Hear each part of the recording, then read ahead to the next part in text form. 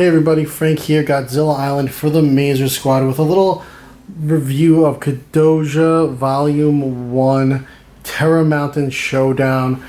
Now this is a comic series, an indie comic series that's been getting funded online through Kickstarter lately for the Symphony of Madness arc. There's currently 3 volumes out right now. Symphony of Madness is the 4th one, and right now I'm going to be going into it on this one.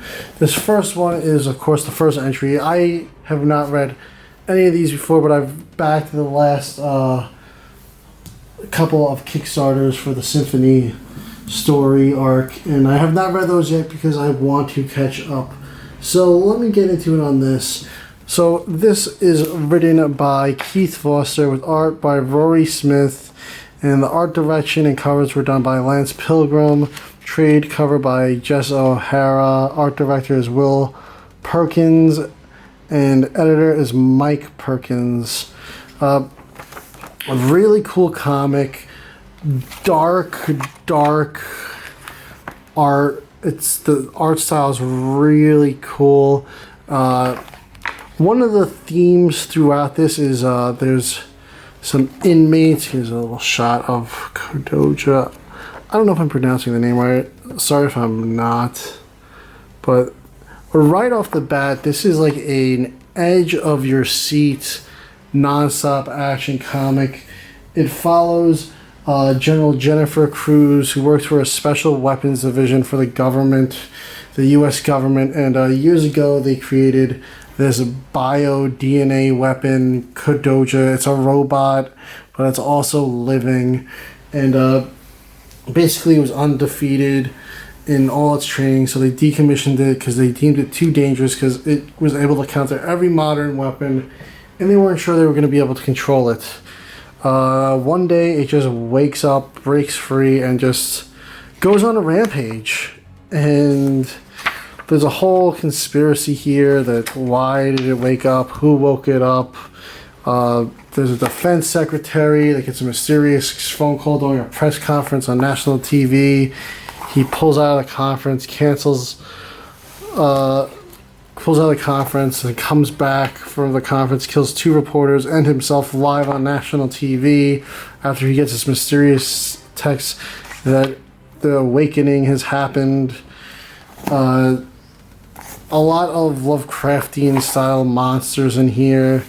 This first book, he does eventually face this serpent that he splits in half by its tail, and then it turns into 2.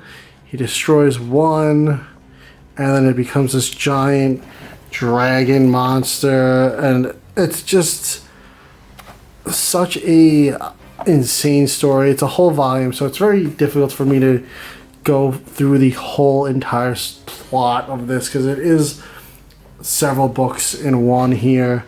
But I love the art. Here's the monster once it's fully evolved. It looks like an insectoid, lizard, snake, dragon, demon thing, and it's just absolutely insane. The abilities Kodoja has. It has this ability called the Tectonic Disruptor Punch, which should cause earthquakes, and it puts out an EMP. One of the main things they're trying to do is to get Kodoja to shut down. So to shut him down, they needed to find a weapon that was a prototype or not known of while Kodoja existed and was in development, because the monster knew how to counter every single weapon of that day. And even now, throughout the comic, it's adapting and learning the current weapons. So they ended up taking it out with a blast, and he's shut down for now at the end. But I'm sure there's more to come. As we know, there's several other story arcs. But one of the cool things, he's got like rockets in his chest somehow. He takes out an air base from 16 miles away and just guides the missiles there because he just knows and can sense these weapons everywhere. And the military is just throwing away millions of dollars of weapons. And Jennifer Cruz here, our general, she's just like yelling at the other general, trying to be the hero here. And she's like, listen, you're just getting people killed, wasting money. All right, look at these art sequences here. It's just, the action is just nonstop. I mean, from page 1, literally, it just starts with the phone ringing and shit has hit the fan. Like, boom, like, they don't even waste time. 3rd page, we already have the whole Kodoja destroying the city. I didn't even warm up to it. They were like, boom, we're going straight in, full throttle. And the whole story, it's like you just want to keep going to see what happens. It's like at a pace where it's like, it's a runaway train. Like once you start reading it, you can't stop because you got to see what happens next. It's crazy. And just the whole conspiracies and subplots going on in the background. It's definitely set up very well for the next book. And I can't wait to see what happens in the volume 2, which is the Valley of Giants. I will be covering that on the channel sometime soon.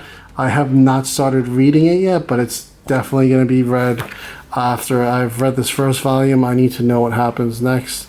Really cool. Once again, shout out to Keith Foster, Rory Smith, Lance Pilgrim, Jess Hara, and everybody else involved with this great comic. Invader, you're doing a great job with this one, and I'm looking forward to see what you have in the future issues and volumes.